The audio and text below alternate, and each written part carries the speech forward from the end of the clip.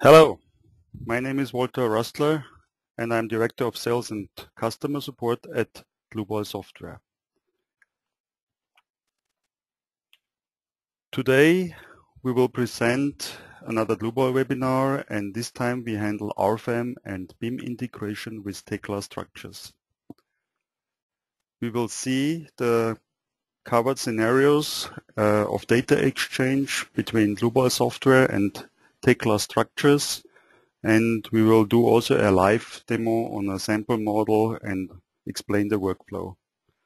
We will also see which update options we have when working together with Tekla Structures. Beside the direct link from Dlubal to Tekla, we have a variety of other interfaces that are based on files, like the IFC interface, the DSDV interface, SDNF, DXF, and other file types. However, the direct integration between Dlubal and Tekla Structures uses a direct connection between the objects inside Dlubal and Tekla Structures, and it uses the existing API, the application programming interface, of both programs. So we are not limited to the generic definitions of a file-based interface, and we can pick and read and write all the properties of each object inside both applications, as long as they are supported by this API that both programs have. So in a sense, it gives us more specific options to import and export data and to directly connect the objects in both applications.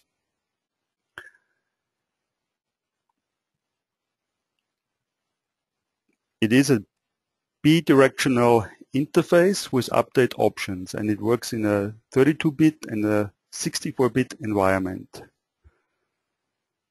We can distinguish between a physical model and an analytical model, and it is important to know the difference. In general, when you work in a architectural program or a CAD application, you basically model the structure as you would build it then later.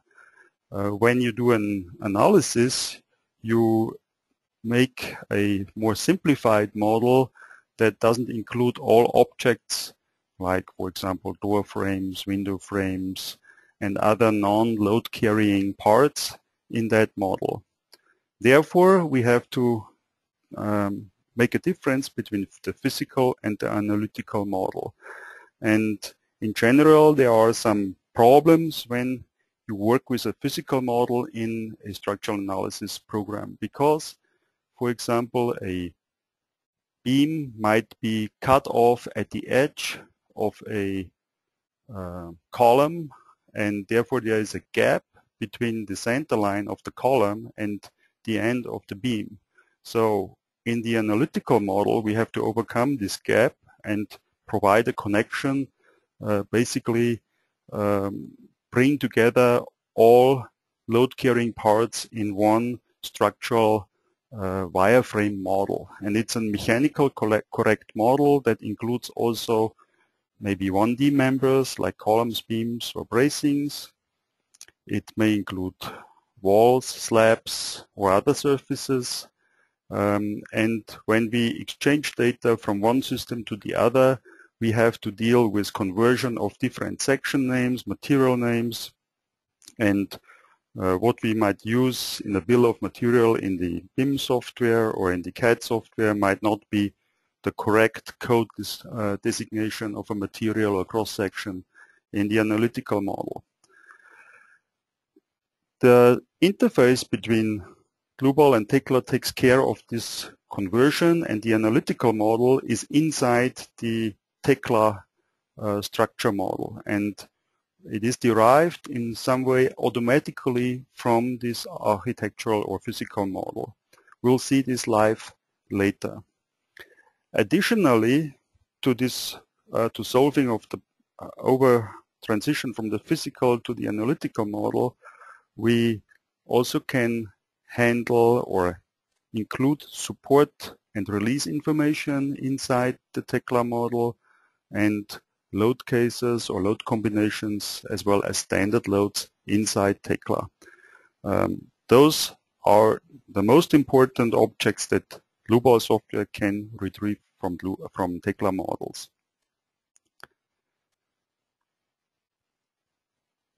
When we import a model from Tekla Structures, we can choose between the physical and the analytical model. And I explained it a little bit before, but here are some more pictures that maybe give you a more clear picture. And we see here, for example, in the bottom picture, there is an analytical model with a yellow and red bars that are shown. We have releases shown in the represented like circles. We have analytical nodes where both elements connect. In the physical model, we only see what we actually would see. We see the real model, actually how we build it. And inside Tekla, we have access to information like how is a beam connected to a column? Is it a moment connection, or is it a pinned connection? And I can set the degrees of freedom. Typically, this information in a architectural software is of no relevance. And in normal cases, we will retrieve this analytical model from Tekla Structures, and if it's set up correctly, we do not have to have a lot of work inside our software. We can get basically the ready model for analysis directly from Tekla Structures. Additionally, we can import load cases and loads, and the basic loads, I would say. We can also import rigid links that may be created by Tekla when center lines do not match. We'll see this later. And I have special features that we implemented for some specific customers that would like to have for each member in Tekla a additional single cross-section definition inside Dlubal Software. So if you have 1,000 members, you get 1,000 different cross-sections, for example, inside Dlubal Software. However, sometimes I think it's good to merge all those cross-sections. If we have, for example, 10 columns, they use all the same cross-section and they are fabricated in the same way, then we have to have maybe only one cross-section representation inside Dlubal Software that has some advantages in handling. Another typical problem is when you exchange data from one program to the other is the direction of the global axis, the global z-axis. Once it goes up, it may be changed to downward in the analytical application, or vice versa. So we can mirror this information automatically. When we export to Tekla from a either new model or from an existing model that we imported earlier from Tekla, we have additional options. For example, we can override the existing structure. That means we erase everything which is in the current Tekla model and we create our new model that we have from Dlubal Software. Or we can append to an existing Tekla structure model. For example, if you have one part already done in Tekla and you want to get another part of a building added to this already finished model in Tekla, you can compose a larger, bigger model from several individual models from Dlubal Software. For example, you can analyze frame by frame and then individually update your Tekla model with each new frame. Or you can have one building and add another building if you work in a 3D environment in the Tekla model at the same time. The most interesting but also the most difficult part is the update existing structure feature. This will merge a changed Dlubal model with an existing Tekla model. So the typical workflow is that you retrieve a more or less prepared analytical model from Tekla. You do your structural design inside Dlubal, RFEM for example, and then you export the changes and you update the existing Tekla structure model. When we do this, we have different update options that I will also explain in another slide. Options we have here is to create what we call set of member. For example, imagine you have a long main girder in your structure and it's one part in Tekla Structures. On this main girder you have additional cross beams that connect somewhere along this main girder as secondary girders. And when I analyze it inside Dlubal Software or typical all other software, then you have to make a connecting node where those intersection points are. So inside you have actually 3 analytical members maybe where there is only one major part in Tekla structure. We keep this information by means of so-called set of members where we can combine several linear connecting members to one major big member. And we refer our data exchange to this, what you might also call physical members inside Tekla Structures. So when I update the model, I get one big girder as I would like to have it in Tekla Structures instead of 3 individual members. We will see this also later. I can also update the Tekla model with additional information like internal forces, and these internal forces can then be used inside Tekla Structures to have a better idea of what type of connection and which type of bolts and thickness of plates I might have to use. So Tekla inside has the option to display internal forces, and we can fill these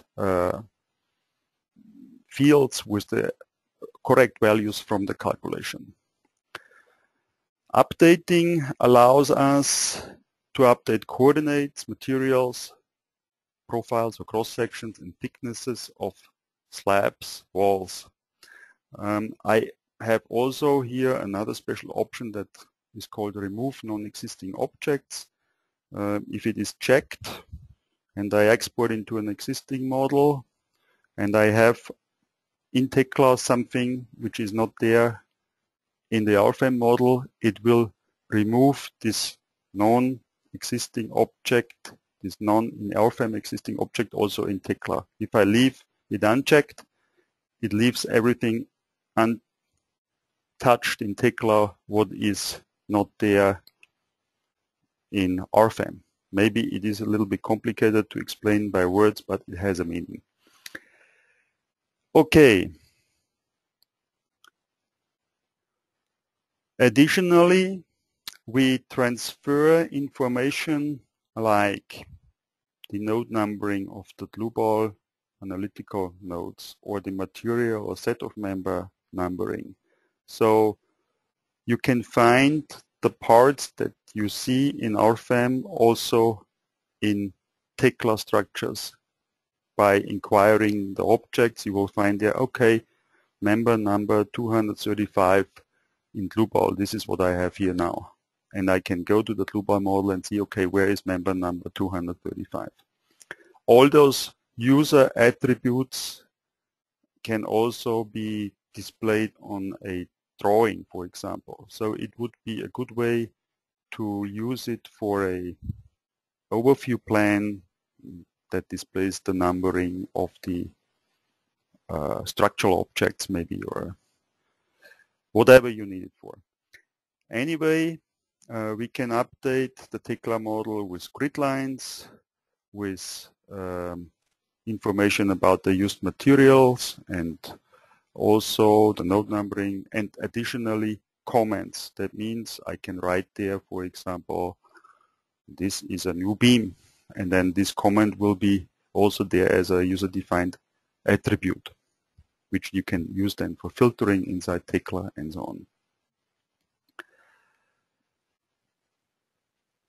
The typical covered scenarios are a round trip that I explained a little bit so far already. There is the Tekla model that includes the analytical representation of the model. We do the design inside RFEM and we update the Tekla model. So it's linearly displayed, but basically it's a circle. So this is one process. We can add, for example, in the interface during the work inside Dlubal, we can add bracings, we can add openings, we can remove or change columns, we can change cross sections, and we can do those updates. Another option would be, and we will see this live in a few seconds. Another option is to start modeling inside RFEM. RFEM has great modeling capabilities as well, and or you can retrieve a model from somewhere else, from other applications, and we do the structural analysis, but there is no Tekla model. But somebody would like to have a Tekla model from what he has created inside RFEM. So we can just export it and create also a Tekla structures model from scratch. The advantage of this is that you can, for example, you are a draftsman or a detailer, and you need to know which cross-section is used for which column, for which beam, and maybe if there's a simple model you understand and you can read it, but if there are, imagine there are 1,000 members and 500 different cross-sections, then it's not so easy to even know which cross-section is where. And if I have a Tekla model and I'm a Tekla detailer, I might want to work inside Tekla and not so much inside the RFEM viewer. So I can use my environment, my well-known tool, to get this information and to communicate it with somebody else, or to use it for even detailing and modeling. All in all, it is all about saving time, increasing quality and productivity, and this at the same time means also avoiding errors, and you have, I think, very well matching tools here with RFEM and Tekla Structures. Before we go to the live demo, for those of you who are new, you can show and hide the control panel that you see on your screen with this red arrow. And you have a question panel, and there you can type in short questions that my colleague, Robert Vogel, will help me to answer. He's joined us today, and thanks to Robert, he will be available for you to answer your brief questions. Please keep the questions simple so we can quickly answer them. If you have more difficult or wider questions or deeper questions or other questions that maybe have not to do with the webinar today, do not hesitate to contact us, sending us an email at info@dlubal.com or hotline@dlubal.com, and we will get back to you as soon as we can do it.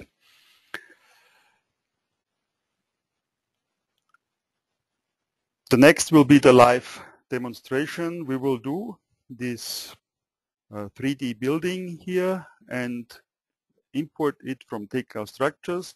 But before we do this major structure, I'd like to explain a little bit the options you have inside Tekla. I would like to point out that I'm not a Tekla expert, but I can show it a little bit. And if you have questions to Tekla, please also contact your Tekla vendor or your Tekla company. You can find at tekla.com. I'm sure they can help you out in more detail. I have Tekla open in the background, and I'm now inside Tekla Structures, and here I have a simple model which is not very spectacular, but it includes a few things I think that are important to explain the use of this interface.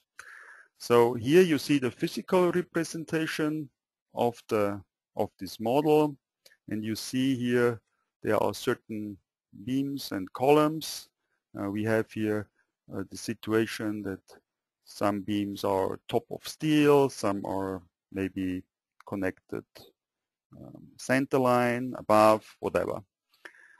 We also have here a column that is, there's a typical situation where there's a wide column and a narrow column, and then how to model this in a structural design.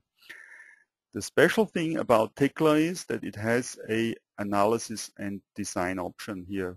And I start this, and I have prepared already a few models, and I can, for example, show when I select this model what happens here. I get a display of the actual analytical beams, and we see here, for example, here now everything is modeled by the center lines of the columns. So the statical model is in the center line of the physical model, and because of this we have here a offset, and this offset is closed by a rigid link, which is shown there in blue. This is done automatically by Tekla, more or less. Then we have here the beam on top of the frame here, and here the analytical line is in the center line of the top flange. So it is important because you might want to have the correct column length or the maximum column length, and if I analyze it in the center of the beam here, then I would lose maybe half of the depth of the beam and so on. And maybe if I have a wind load there, wind load is not big enough. Huh? So how can I do this? I create something like this new, and I say here create new model. I can have several models inside Tekla, inside one Tekla model, and I can say this is my model new 2 maybe, and here I can select whether I want to use the full model or only selected parts or different settings. I can apply filter if I want to. I can also auto-detect secondary members. There are various options inside Tekla that we even don't use. Tekla is a very well-known, widely spread software that connects to different applications, and some of the tables here or the registers here are not used by us. We use basically what I'm showing you now. And here we have a Dlubal.net plugin, which is installed when you installed automatically when you install Dlubal after Tekla is installed.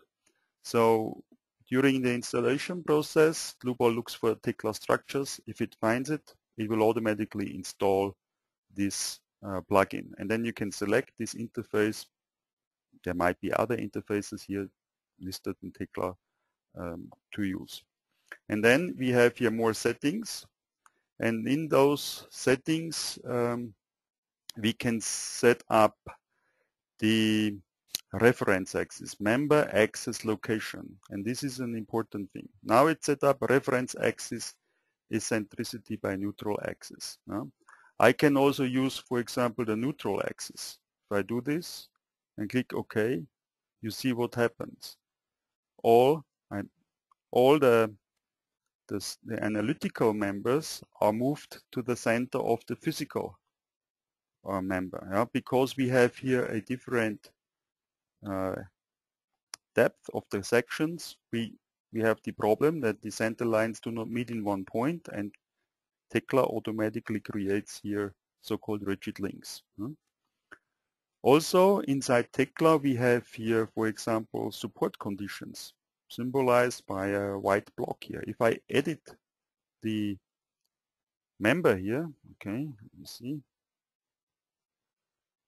to edit it, okay, it's possible typically to, maybe I have a filter which is not, yeah, I show this later to you. We see here that there are numbers for beams and for nodes.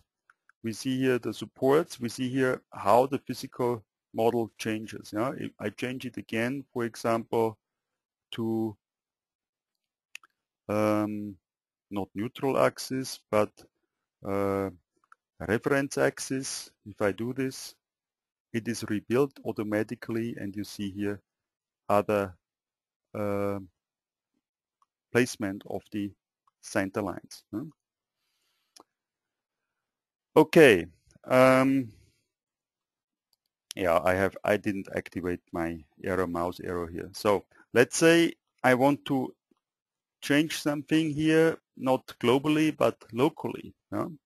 For example, here I would like to say this analytical object here should not be on the reference line. I can change it, and I can say here, okay, position, not reference axis, but maybe neutral axis, and I modify it, and axis, reference axis, let's see what happens. I had this problem also yesterday during a demo, and then it worked, but never mind. You can do it also individually. That means you can do it globally, so all the offsets are changed, or you can do it member by member. Let's take a look at the support conditions. If I click on the column, for example, you see here start release is a support, or it can be a pinned support, or it can be only connected, or you can have also free definitions. Then you can enter here some spring constants and so on. Or the end release is only connected. So on the top here we have no connections. Or the same thing here for the beam. I click on it and I say start release is connected. We see here with a release, and I see here a circle. If I do not want to have the release and say I want to have it fixed, I modify it, and then it's changed. So it is possible to individually adjust this analytical model. I open another model here. We see, for example, there are also loads. I can display the loads basically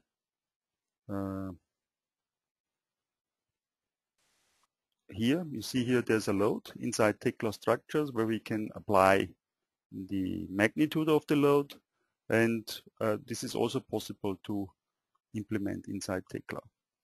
Okay, maybe I try to import this model quickly into RFEM. I open RFEM here. In RFEM, I open the direct import from Tekla Structures, and I get my import option that we just saw in the slide. I want to import the analytical model. I import load cases, the rigid links we see, click on OK, and now I have a selection of the various analytical models I have inside Tekla Structure. So the same models that I have here are given to me as a choice inside the interface. So now I use the model with the load, which I'm just displaying here. I click OK, and there is a little bit of a protocol that goes through, and then I have here my structure inside RFEM. We also see there is a the load is here. And if I go to the wireframe display, we see here also we have rigid links, we have the offsets that come from the Tekla structure model. We see here also the support conditions are here that we can use and so on, and also the columns are have this offset here. So this is how you can set up your model inside Tekla Structures and change it and already prepare the structural model inside Tekla Structures. Now I'll use the more complex model that I have prepared, and I open this inside Tekla Structures. This model includes not only beams but also slabs and walls, including openings, and I prepared several models inside already. You see here the hall, including a second level here, and there is a basement including some slabs here with openings, windows, and so on. Inside this model I have prepared already the analytical design model. Actually I've prepared several models. I have prepared, for example, the concrete part. So I only get the concrete part here. For example, I can quickly import it here. Concrete, and import here the analytical model. Okay, I don't want to load this time, and say here concrete part. So even though I have a 3D model in Tekla Structures, I can load only part of this model, and I can say, okay, now I don't want even the 3D concrete model. I want to have the maybe only one floor or one slab in the first level. So I have just one slab here that I can work with. So I can do a simplified analysis. And also the same way I can say I want to have only one end wall, and I do like a 2D analysis of this end wall here, for example. If you want to, you can import only one beam if you want to. Please note, here's two analytical members. Inside Tekla we have one part. When I update it later, it will be staying one part inside Tekla. Okay, but actually I want to have the entire model. Maybe I explain a little bit about the entire model that I have done in Tekla Structures. Here we have support conditions, which are pin support. We have here set up releases already at the ending of some beams here. We have openings. I've made the model in such a way, for example, that those beams here are modeled as top of steel, and this analytical model lies on top of the in the center of the top flange. So it's one level. And important is when we update the sections later, that those sections, even if they change in the section, they should stay top of steel. Okay, also here the walls are modeled as center lines and the slabs as well. So I'm closing the model here and stay with the physical model view, and I start inside RFEM and I import the analytical model, including rigid links, which I don't have at the moment, and I click OK. So now I choose the entire model, click OK, and we are importing the entire structure. We see here we have the supports, we have a variety of releases here, We have the openings. We have also, we see it on the display that we have already cross sections imported, and when I look at the table of cross sections, I see here they are all converted from the Tekla designation, which is here, which is missing the blank between the IPE and 550, but Dlubal has a blank in there. So we internally map all these cross sections. Also, the materials are already set up according to Eurocode, and in Tekla the material name is much more simple. We include the code. How does this happen? When we import, we have a variety of files, of course. We use direct import from Tekla Structures, and in the detailed settings, I have the option to set up a conversion file, or I can edit this conversion file. And here, I set up which name of the material or cross-section should be converted to which name inside Dlubal Software. So I have the option to import, export it from Excel, and I can set it up in my company as I like it for my typical materials I use. And once I have adjusted it, it will be valid all the time. The same is for example, for cross sections. You can use this very well if you have non-standard sections that are coming from different vendors. Everybody has his own designation, and for us it is basically impossible to know all the names that are existing in the world. So therefore we match the Tekla name and the Dlubal name, and remember or can now translate those cross sections automatically. Okay. Now we'll do a brief structural analysis with this model here, a 3D analysis. We'll change some cross sections, we'll add some members, we'll do some concrete design. It's a totally basically independent model from Tekla. I can do whatever I want with it. It's not somehow special model that only can be used in conjunction with Tekla. So it's totally independent. First of all, I would like to know if it's really working, if it's really well connected and done correctly.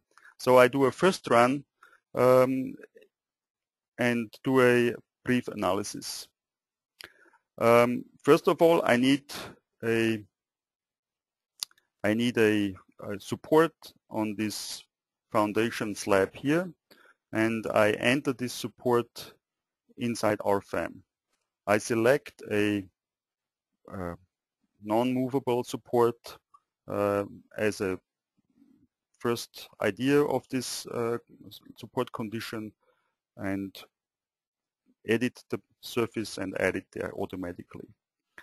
Next, I need a load case to see how the deformations are, or if it calculates and if some parts are loose.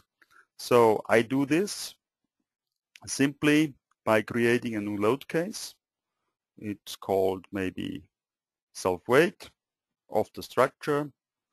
It will be done according first order with a default mesh of 50 centimeters for the slabs, and we'll do a analysis.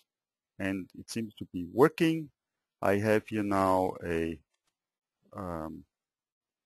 moment diagram which looks reasonable.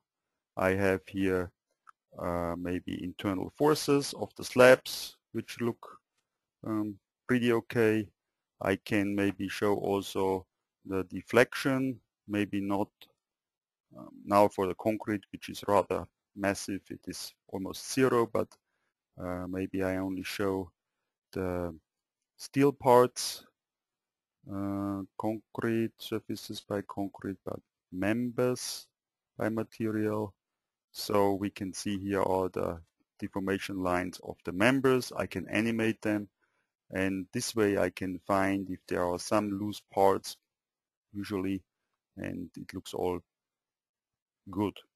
Also, the support condition should be more or less symmetric, which is here at the columns, at the corner columns, and there's a little bit of difference because here we have this floor structure in here, but it looks quite okay.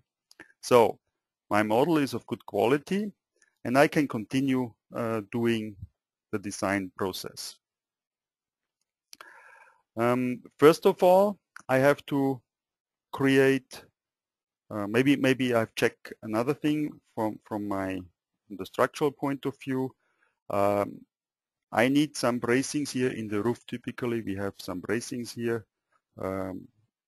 The first level here of the grid is supported horizontally by the concrete part here, but the roof structure maybe is a little bit unstable, and I would like to have a bracing here. Before I do this, maybe I prepare some typical views of the structure, and I select the roof, and I create a new visibility from this roof structure like this, and I say, okay, this is what I like to save, and I create a new user-defined view. I call it roof. Next, I would like to do similar things, for example, with the floor here and the additional slab here. Maybe I can select it also like this, and I say, okay, show me only the selected parts. This is another view I'd like to save, and I say floors. Additionally, when I go to the default RFEM view, it's displayed this way, but Tekla always uses this kind of view. If I go back to Tekla, this is their default view. So in order to avoid confusion, I'd like to save this view as well, and I write there as Tekla. From now on, if I need a different selection of my model, I click on here and I have everything I want. Okay, let's start with the loading. When I go to the general data of the model, I can set up to do the load cases and combinations according to a certain code. I'll use Eurocode for this. I have here the various national annexes. Because we have international audience today, I use the general Eurocode settings, which are available at the detail settings, and we have here access to partial safety factors, combination factors, consequent classes. Once I do this, I can also create combinations automatically. We stay with a 3D model. The advantage from now on is all the loads I enter and all the load cases I entered are classified according to this code for snow, wind, and so on, and the software knows automatically which combinations to create and which combination factors to use. I can do it most comfortable in the tables, which I can display or hide, and there is, next to the model data, there is the load cases and combination data. As you've seen or heard also, there is done an automatic combination, but as soon as I change the load case setting, and it doesn't make really sense to have combinations with just one load case, it will update or delete these combinations that have been done automatically before. I create, next to the self-weight, a second load case called snow, and I have access to all the categories, action categories for Eurocode. I have wind as a next load case and another load case. It's not here, I type it here, live load. And then, because it could be anything written there, I have to make sure I choose the right category, and this should be an imposed category B on office areas. Okay, I have 4 load cases, which should be enough for this demo. I have actions, which is a first summary of all the wind load cases, all the snow load cases. They are summed up in actions, and then we combine the actions. Typically we have an ultimate limit state combination and a characteristic or frequent or quasi-permanent combination. I want to do a preliminary design, so I'm only interested in the design ultimate limit state combination. Then I do a combination based on the actions, and I do a combination, the final combinations basically, which include the load cases and the safety factors. So now I see load case 1, 1.35. Most likely this will be not controlling. Or I have load case 1.5, load case 3 1.5, which is load case 3 is I think it was wind. I leave it out because I have load case 3 somewhere with 1.5 in another combination. So you don't have to, you can calculate everything, but you have a selection here what you really want to calculate. So you do not turn off your brain. You control the software, not the software is controlling you, and you also see exactly what the software does actually. Okay, then from this 13 or whatever combinations, I can have a result combination, which is the envelope of all the calculated combinations before. So I get a max-min summary of all the combinations I have to analyze. Okay, this is the combination part. Now we talk about the actual loads. Self-weight is already here, and as a self-weight of the structure, but I need to add now the actual loads. So I go here to the wireframe view, and I add now a roof load quickly. It's a surface load to load case 1, and the magnitude is in this case 0.5 kilonewton per square meter, and it should be global direction, but related to the true area. So I pick my boundary nodes of the surface, and I can continue doing things for multiple surfaces. On OK, I return to the dialog, and I can select parallel members that should not be loaded. So only the red members will now be loaded. I click OK and OK again, and I get some summary and some statistics, and I see here my first area load. The next load, our self-weight load, will also have to be on the floors. That's why I prepared this view. And I create another area load, a little bit more on the grid here, and select here the individual corner nodes.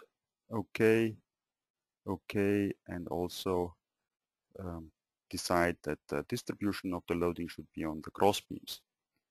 OK, and 2 more surface loads on the slabs, 0.5 here and here. While I'm working with the slabs, I remember I forgot something. Those slabs now are rigidly joined with the walls, but I don't want to have this. Therefore, I double click the surface. I say here releases, and I add a linear release that sets off all the spring constants for moments on all the edge lines of the surface. OK, OK, and then I get displayed a linear release on the edge of the surface. And the same thing I do here with this second surface, create a new release, also the same type, so there should be no moments at the edge in the wall. And here, because it does this automatically on the opening, I have no wall, so doesn't make sense to have the release there. I can just select it and delete it. Okay, Now I think I have everything regarding the model. We've looked at the self-weight load cases, and we continue with snow. Snow is something for the roof. Okay, quickly have the roof here. And I have a tool called snow load on dual pitch roof. I can use the Eurocode here. And I have again national annexes. The ground snow load should be 1 kilonewton per square meter. And I pick now the boundary of this dual pitch roof. Okay, there are 6 nodes I have to pick. It should go in the load case 2, which is snow. It automatically filters it and remembers it. And then I say again, only on the main beams I want to have this loading. Okay, I get again some summary and my final snow load on there. Next is the wind load. Wind is on the entire structure. And I go to wind here. And I would like to have some wind in -y direction. So I add a wind load as force in global y direction, -0.5. Okay, on this surface and on this surface. On the opposite side, I have a little bit less. I create here again a smaller surface load. 1, 2. I also need some loads for the columns. Member loads, global y direction. It should actually in the projection, if it's not straight, not vertical, -2.4 as a member length, as the member load. 1, 2, 3. On the edge, there should be some lower value, maybe only half. Okay. And then here on the opposite side, again the same thing, but -1.5, a little bit less for the center columns, and -0.75 for the edge columns. Additionally, I have a wind load on the roof, and I use the generate wind load on dual pitch roof function. Again, according to Eurocode code, I need the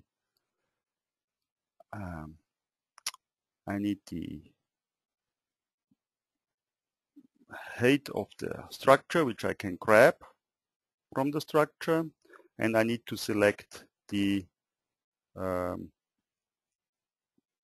roof points. 2, 3. Okay, one more. Wind load. Okay, I have the height. Everything is fine. Now it's important to understand where the wind blows on the structure, and you see here A, B, C, D, and I use this order to select my nodes as well. 1, 2, 3, 4, 5, 6. And the wind load should be analyzed or going to the load case number 3. And I only want it on the main beams as well. You can see in the background also the impact categories or areas, G, F, H, J, I, as in the code. And OK, and it creates my uplifting wind load. Okay, last but least, we have a live load on the floors, which is basically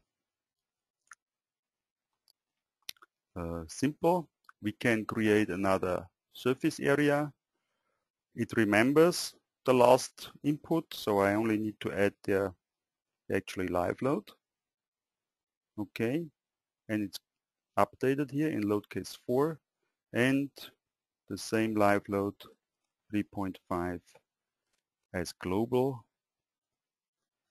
C direction on the slabs. Okay, it is more or less complete now. Of course, I understand that wind loading can be much more complex. We need some load mode maybe that is working off the end walls here and so on. It is, I think, extra work that needs to be done. We have for typical structures, we have wind load generators as we've seen for the roof. But for our demonstration here, it should be enough, and we will do the analysis now of this structure. Maybe before I run the analysis, I remember one more thing I'd like to do. I got a call from the architect, and he says, I want to have the same opening which I have in the first floor, also in the second floor, because otherwise there is no way to get up there. So we need to quickly copy this opening. So I select the opening, I copy it, make one copy, and I copy it from here to here. Okay, okay. So now there's an opening also on the second level. Okay, now we run the analysis, or we go to the design basically. Design is done by the additional module Steel EC3. I'll briefly go through this module. There are other webinars that already cover this module, as well as there will be another seminar covering the concrete module, which I will show in a few seconds as well. But I will not explain now all details, because we want also then to exchange data with Tekla. Now we go to the RF Steel EC3 module to optimize some of those sections. We have Eurocode design, we have here also national annexes, and I select a series of members I'd like to design. Here I'll use the Fuse tool again to select, for example, members by material. So I hide all the concrete stuff which has nothing to do with EC3. Also, I can do similar things like members by cross-section. And if I open here this filter, I can say, please do not show certain members, for example. I don't want to see those. It has a reason, because those main girders I will do in a different design procedure, but those will be all done as members, because all those members have design lengths equals to member lengths, with the exception maybe of the columns, but we'll neglect this in this case. I select for design the ultimate limit state combination that I have pointed out before, and now I'll select also the set of members, and I can now select, for example, clear. I select those main beams that are here, which are 6 main girders. Okay, and the design length of these main girders is the entire length from the wall to the pitch of the roof, and it has a local support which is held by the frame, which I forgot to enter, I see, which is supported by the bracing, which I forgot to enter, in the center. So the buckling length in the weak direction of the cross section is smaller. I can select now in the stability design that I want to use the equivalent member method, or I can use also the general method, but the equivalent member method is maybe more simple in this case, and is the more general option that typically is used, and that's why I selected here. We have the materials, we have the cross sections that are imported now from the structure. We have lateral intermediate supports for members, and we have effective member lengths, and we have effective member lengths for set of members. And here I select the factor 0.5. So about the local axis C, which you can see here, the bending will be, the backlink length will be only half of the actual member length. And with the use of set of members, I can handle this very comfortable. Otherwise, I have the option to take into account rotational restraints from a steel deck, for example, or share action also from a steel panel, which is, of course, increasing the stability of those beams. Okay. Before I run the analysis, I go back and I will enter the bracing, which I forgot. Let's go back to the roof. I have a tool that quickly allows me to add bracings. Tension-only members. I create a new cross-section, which I can just enter here. And I can select steel as the material. Now you can go either to the library to pick it, or you can enter it manually. If you know the name, it will automatically read it from the library. Okay, it's tension only members, and now I can just select the bracing crosses here, which the software finds automatically the enclosed cells and gives me a symbol, and I can select those symbols. And otherwise I would have to manually enter all those beams, which is more complicated, and quickly I've created my bracing here. Okay, here we go. We have the entire model, and now maybe we have to talk about concrete as well. Let's design that too as well right away. Concrete surfaces. We go to the surface module, and we also want to design the result combination 1 according to Eurocode with the national annexes for the general settings. I have the materials as well here, the surfaces, and the reinforcement settings. I don't want to investigate all surfaces. I only want to have my 2 slabs. Okay, and here I need to talk about the concrete cover. I want to do it according standard. I just select the exposure class. Now let's stay with XC1, and I get automatically the required concrete cover. I can do a provided reinforcement that I decide to enter there anyway, on top and bottom to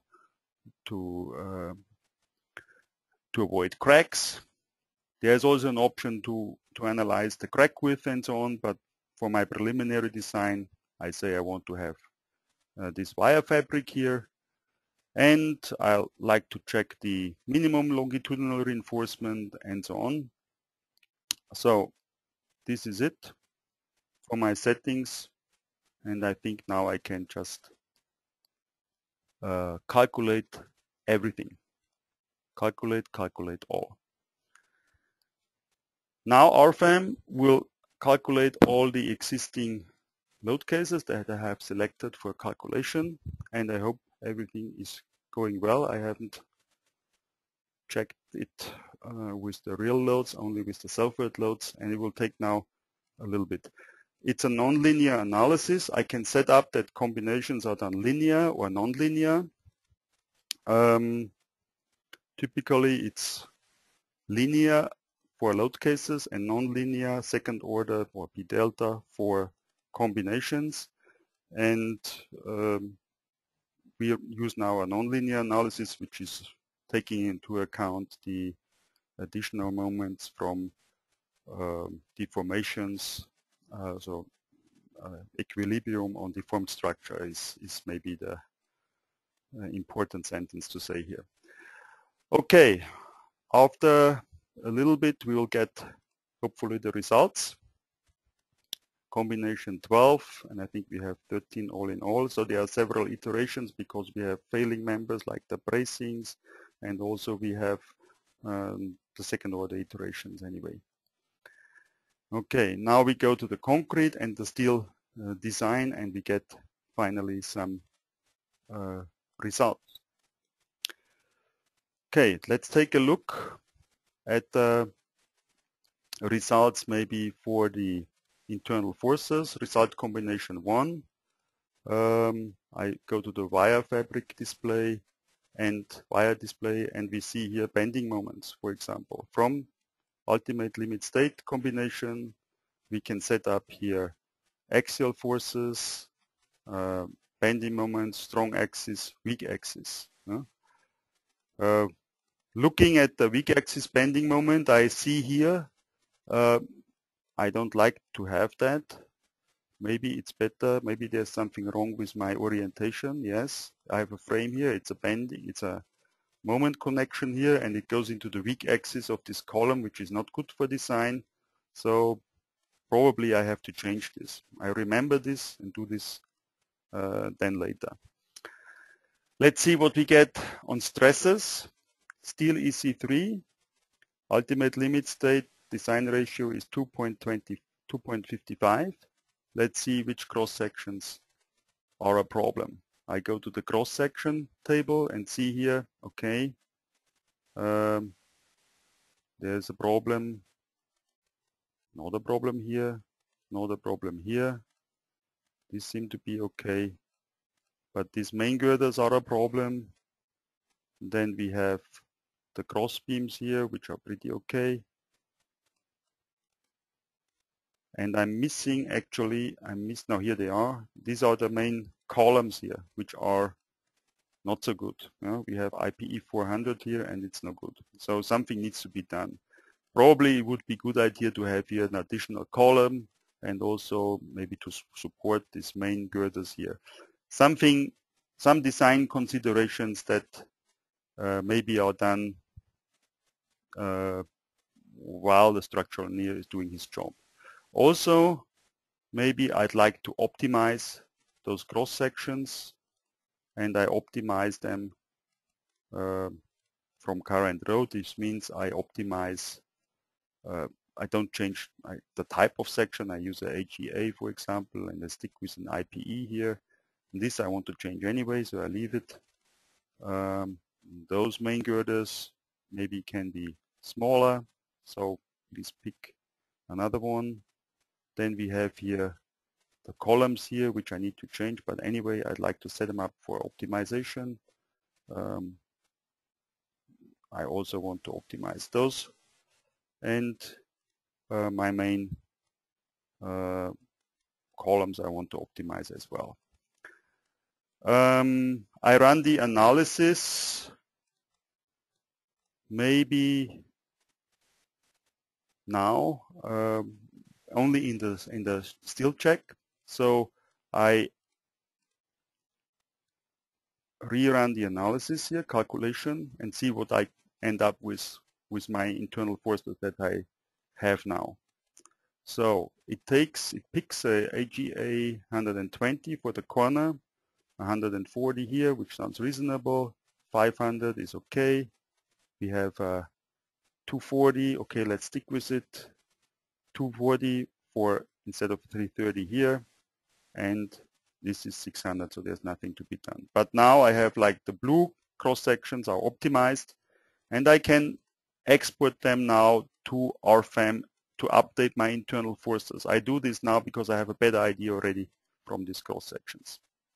Okay, 6 are updated now from the initial design, and now I'm doing my model changes additionally. That means I want to have a column here. I pick the type of column from an existing beam, so I have the orientation and the cross section correctly. Say okay, from here to here, and the same thing from here to here. Also, I'd like to have this little column here at the same type. I copy it, make one copy from here to here, Okay. So everything seems to be reasonable. Now here on the top, I want to have a additional member release. So I have easy connection up here. At the other end, I cannot forget to rotate my columns here by 90 degrees. So they are carrying the moment in the right direction. Voila. With this, I go back and run my analysis of Steel EC3. I just click, please show me results of Steel EC3, and RFEM will automatically update the results. So this takes another few seconds, which allows me to explain something more in the Tekla model. In the Tekla model, I also have here connections already. So the connections may be done now while the structural engineer works on the design. And the connections are here. It's a very powerful feature of Tekla Structures. You see here connections are there. We see here also that these parts are one part, one beam. This is one beam. These columns are one part. So it is a different model. The analytical model is a different model than the structural model. Let's see what RFEM does. So we have a nonlinear analysis here. And okay, I'm thinking I'm running into a slight problem here, which I need to close and see what happens here. Okay. We have combination 11 now that is analyzed. And then we should get some result.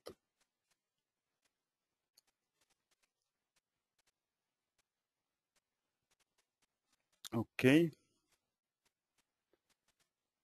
Now we get into the analysis of Steel EC3, and we have a design ratio of 95%. We open the Steel EC3 module, and we see here the utilization ratios are quite okay. We are back to very low utilization of the main beam,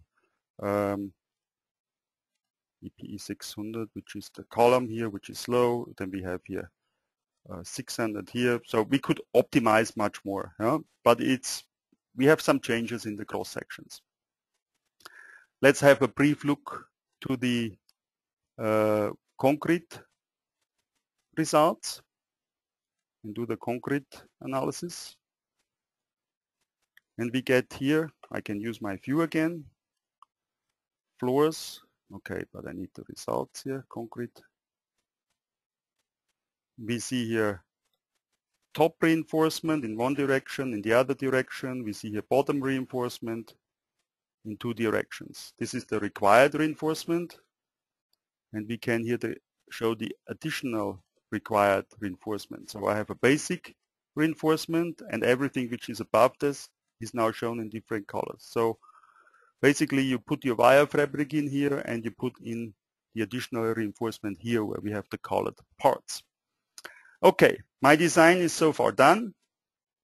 I'll keep my results here. Result combination 1. And we can now update the Tekla model. So I go to Tekla Structures. The model is here. I've pointed out the connections. We go to RFEM and we say update existing model.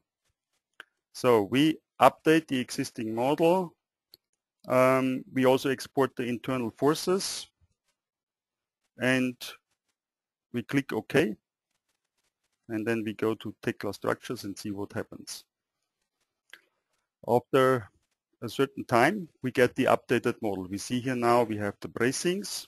We see here now we have the changed cross sections. We have here also the updated internal forces. Now I can do undo, and you see the changes. We have the columns here, redo, and see how the connections follow the changed situation. So also we should have the opening here, and yeah, we can also check if we have internal forces. We see here also this part of the structure is still one part. It's not two parts like in the analytical model. I can right-click on it, inquire part, and we see here information from the Dlubal software. We see here the internal forces, bending moment, 188, shear, axial force. We see here also the member number or in the Dlubal software, material, and we can reference to those objects as well. So let's see whether we find it. 167. I go here, member number 167. Yeah, I can select it. I can say, please show me only the selection. Excuse me, show me only the selection. And I want to have the results here of the internal forces, 188.5, and this should be the value here, 188.5, moment M2. So now we can use this for information in a connection design, for example. Okay. This is also important to know that all the beams, for example, still are top of steel. All the work that has been done by the detailer is still not lost. It's updated, and we get here the changed situations of cross sections, surfaces, openings, and so on. This is what I wanted to show you live today inside our software and in Tekla Structures. I hope you could learn something from it and everything was interesting for you. Let me go back to the PowerPoint presentation, and I'd like to point out a few more things for you before we separate today. I think Robert answered quite a few of questions. Maybe I should take a look at those before we do the information with the other software. There was one question whether we can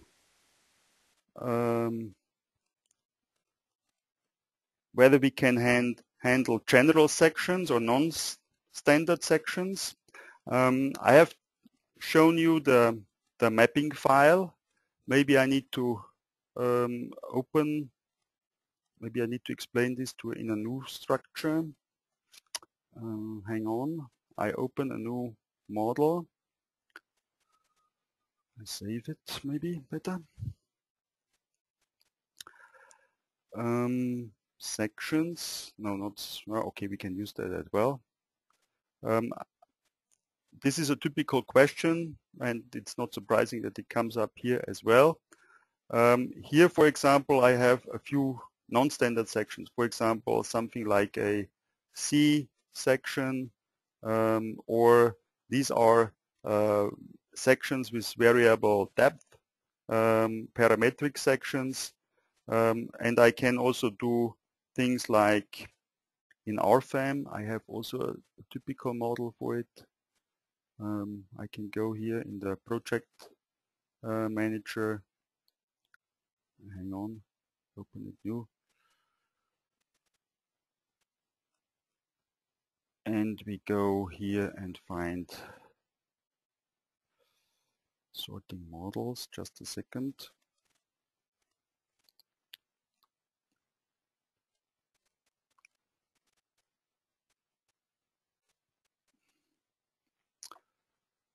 Sections.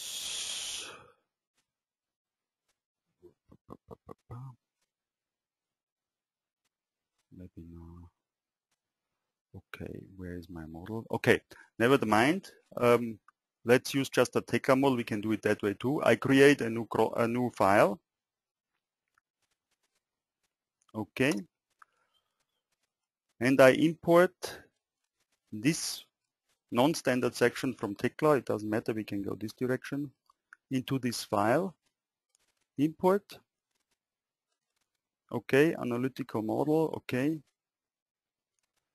And here I have my new cross-sections. For example, there is this C shape, and there is also a boxed shape, which is called in Dlubal, for example, like this. Yeah? But in Tekla, it's called differently. It's called WB 500 and so on. Yeah? But we internally mapped those cross sections, and I can change it now here.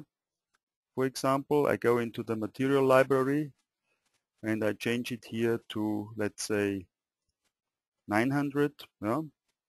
And maybe this should be 1000, yeah? So it's wider. Okay, okay. Where I can change also the depth of this welded section, yeah? Where I go in the library. It's better to maybe do this in the tables. Hang on, you can see it better. Cross sections.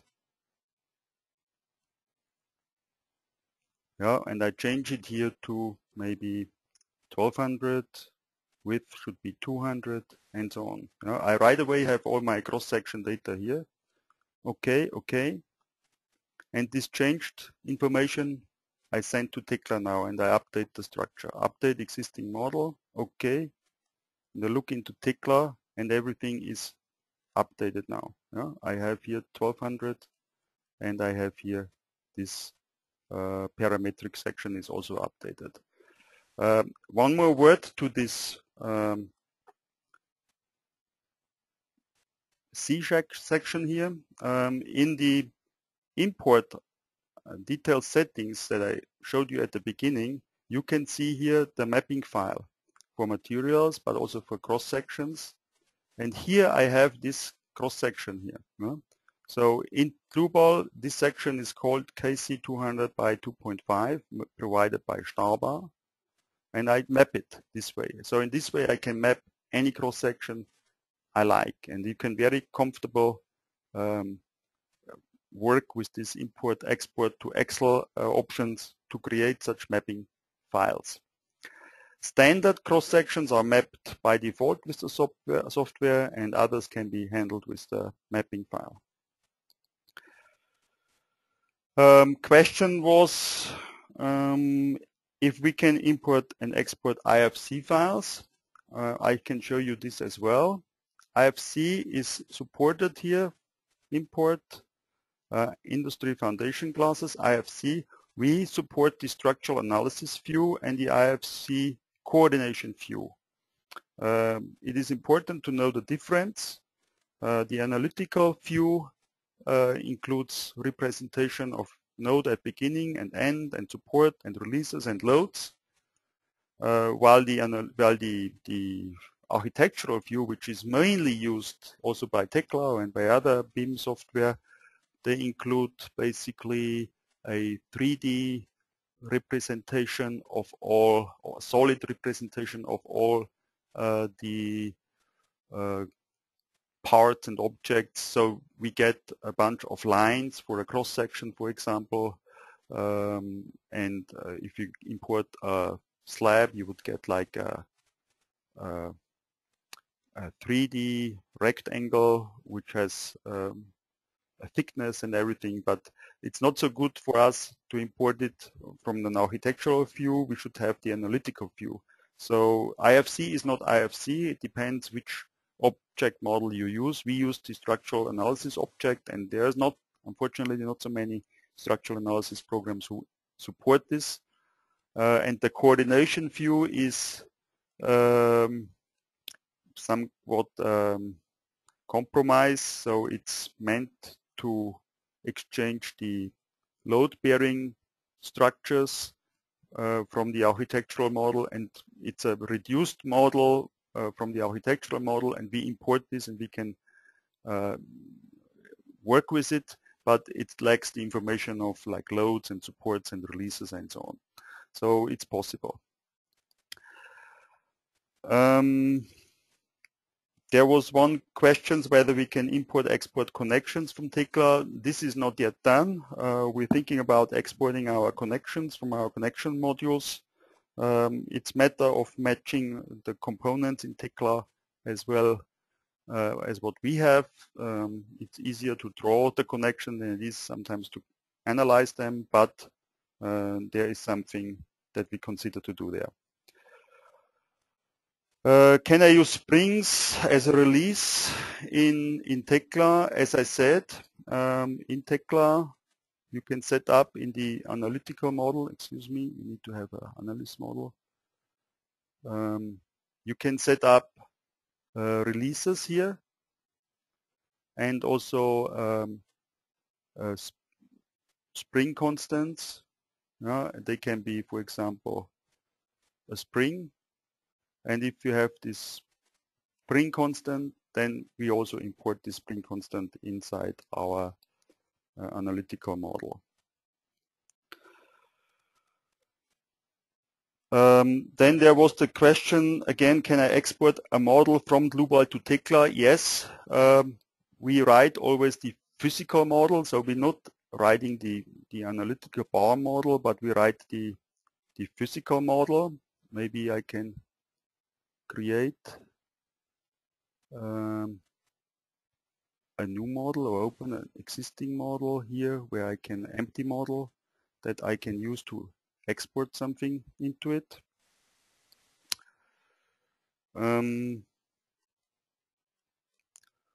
Let's see what I have here. We can, for example, use something like this. This is a real project from a customer of ours who did some analysis of a multi-story building, and we can export this to Tekla Structures, export, update existing or override in this case.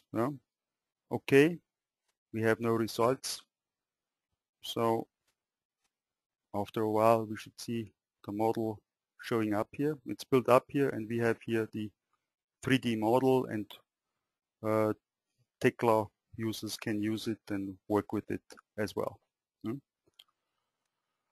Okay, I think Robert answered most of all the other questions, and also I think we have spent a lot of time. Usually I plan to be here for like a little bit over an hour. It's 1.5 hours. So let me point out a few more sources of information. You're welcome to visit our website, dlubal.com. It's changing constantly and includes more and more information, more up-to-date information. Follow our social media channels. Especially I'd like to point out the Dlubal blog, which is an interesting place where we blog every day with new hints how to work with Dlubal Software. It's in different languages, and you can search here as well, and it's a very interested, visitors site of ours, so it's a good source of information. Please also inform your colleague about it. It's very interesting what we hear from our customers. Also, I'd like to point out the download page where we offer trial versions. Trial versions are full versions that work for 30 days, and you can also try out the interface to Tekla if you like. After that they turn into a demo version which has more limitations.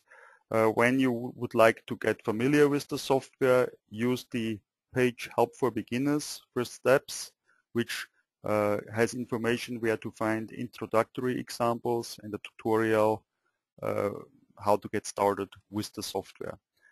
Also, those webinars, as we do today, are on our website. We can you can look at recorded webinars.